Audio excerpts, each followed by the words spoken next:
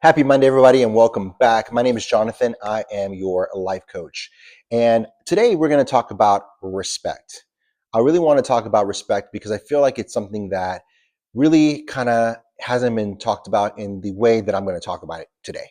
So you might hear a couple things that you might not like. And at the end of the day, like I tell everyone, take it with a grain of salt, but I'm going to say what I need to say. And sometimes the truth hurts. So today I'm going to really focus on women, and I want to talk about respect when it comes to women. Ladies, what I want to say is that right now, if you're being disrespected by a man, it's because you have allowed it. It's because you are responsible for that disrespect. I'll give you an example. The other day I was scrolling through Instagram, and there's this guy, his name is Israel. I don't know what channel, what he does on that's all I know is his name, right? And he had a channel where he interviews people. They're obviously drunk on the weekends or whatever. He's always out and about. And his questions are kind of stupid. They really are it's a pointless way to interview people. But nonetheless, he interviews people. And there was these Hispanic guys on there, and they kept calling their significant others, girlfriends, whatever you want to call them, bees, like the word bitches. He was like, yeah, it's my bitch. Yeah, my bitch this, my bitch that.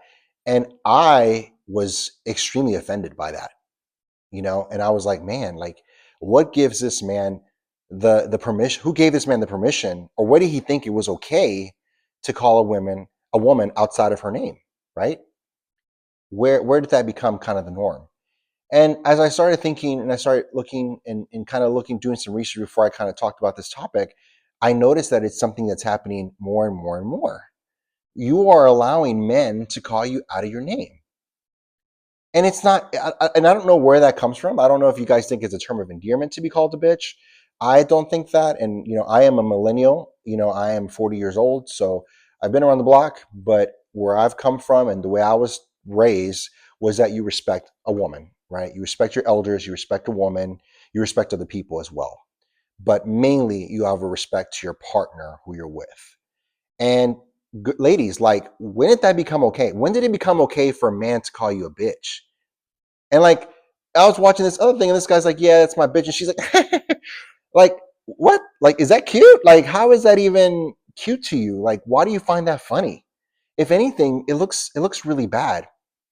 And see, what you don't know that's happening is that is another way a man is objectifying you. He's taking away your humanity and making you into something totally different, a bitch, so to speak, right? It's easier for a man to disassociate, there's that word, disassociate himself from you by calling you a bitch than rather calling you by your name, right? It's easier for him to get away with stuff. It's easier for things to make sense. So when he does bad things, he can easily say, well, she's a bitch, rather than say, well, that's Dolores, right? I want to leave Dolores, not I want to leave the bitch, right? And that dissociation is what really causes women to feel objectified. And a lot of you ladies out there have allowed this to happen.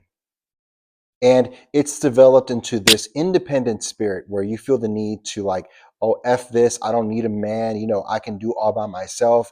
A man, if he ain't gonna do for me, I'm gonna do for myself. And F the man, right? That's kind of the new norm, right? All about fucking the man. It doesn't worry about him. If I need him, it is what it is.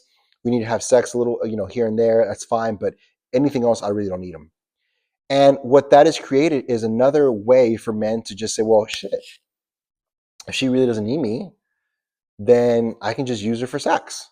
She don't need anything else from me, right? Right? Because you've taken away all the expectations. You've taken away all the commitment piece, right? You're saying you're independent, you don't need him. You're saying that you don't want him. You're saying that financially you don't need him as well, and that you'll be okay without him. Now, why do you, in your mind, do you think that translates to someone's going to be attracted to that? Most men aren't going to be attracted to that. Most good men are not going to be attracted to that. In fact, that's a turnoff for a lot of men. And it's not about you having to have the need. A man doesn't want to feel that you overly need him, but he has to feel someone that you want him to be around. You want him to help you. And maybe a little bit of need. There might be a little bit of that. That's also part of the partnership. But at the end of the day, when you have this independent spirit that's created from this disassociation or this lack of respect that you've allowed a man to do to you, that is kind of where the problem starts, right? It starts with us saying, okay, well, I've allowed him to call me out of my name and disrespect me.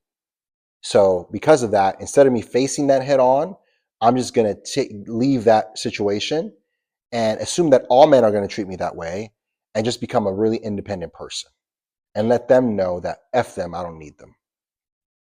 And that's not the case, right? Realistically, that's not our DNA. We're not in this world to be by ourselves. And some of you choose to be by yourselves, but we were given the opportunity of being with community, of being with someone, of having someone to you. And for many reasons, right? We know that life is easier when you have someone else to share it with you. Life's tougher when you're by yourself.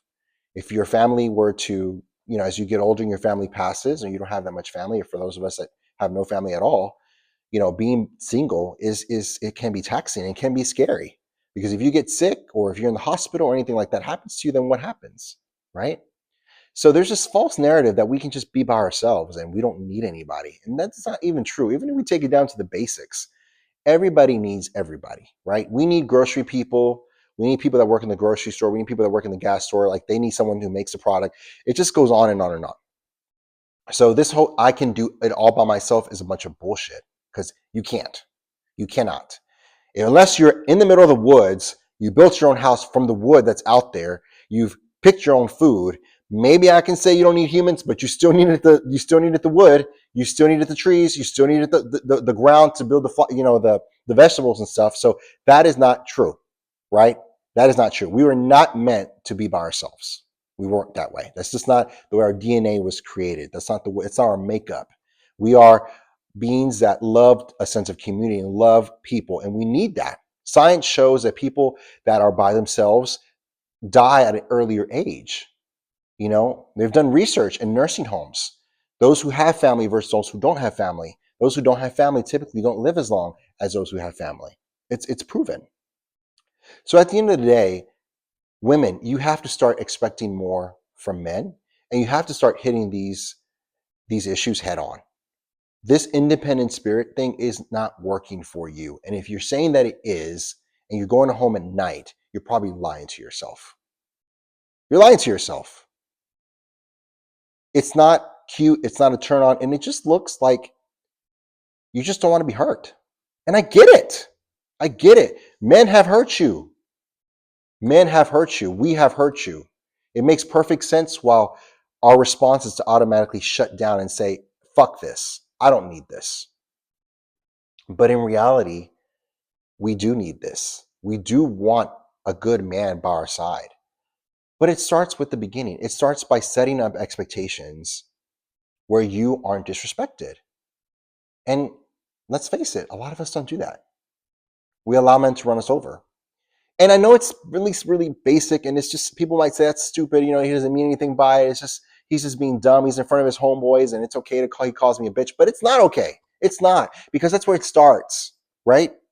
Most people who are abused or have experienced any type of abuse by a spouse, partner, whoever the case, boyfriend, girlfriend, it didn't start with just one punch in the mouth. Sometimes it started verbally, and then it kept growing and growing and growing. Those of us who have been through domestic violence, we know, right? We know how slowly it can build up and how that can just get out of control. It's no different. And I'm not saying that men are off the hook, because we're not. And we'll have a totally different discussion later about that for the fellas. But what I do want to say is that women, you need to start expecting more. Stop making excuses. Stop running away, and stop this independent false spirit, because it's not true. I call bullshit. I really do. And maybe you are happy right now, but that's going to be very short-lived. And listen, I'm not trying to say that everyone needs somebody. I'm not saying that at all. There are probably some people that are better off being by themselves, right? Their personality, they might not be good people, whatever the case may be. But the majority of people that claim this independent spirit and put it all on Instagram and Facebook and Snapchat and whatever the hell is out there to show, like, oh my God, I'm happy, I'm living my best life. That shit's going to get old, okay? You're not going to be 50 and going to the club with your girlfriends, popping bottles. You're not going to be able to do all that. Your looks are going to start fading like everyone else does, men as well. And at some point in time, you're going to have to settle down, right? And when you settle down, the question is, are you going to settle by yourself, or do you want to settle with somebody? Most people want to settle with somebody. And I'm telling you right now that developing this independent spirit is not the way to do it, because you turn men off, right? And the men that are out there that want to show up for you, they want to show up for you, they want to give you respect, don't see that. Because I'm gonna be honest with you, if I'm not married and I want to be married and I meet someone, I go on a date, and the person's like, well, you know what? I don't want to be married. I don't ever want a ring. I think commitment is stupid. I think that I don't need someone to commit to. At the end of the day, financially, I don't need them. I don't even want to, we don't even need to live together. What am I supposed to think? Do they really want to be married to me? No. So why in the hell do you think that being independent and showing all that independent shit on social media is attractive to men? It's not. But I get why you did it.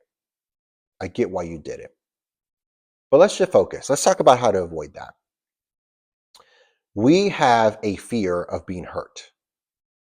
And that is, so to speak, what's been happening. This developmental fear of commitment and of being hurt. And I don't know why, right? And I don't know why it's become such a big deal. And I think it has a lot to do with emotional intelligence and the lacking thereof, right?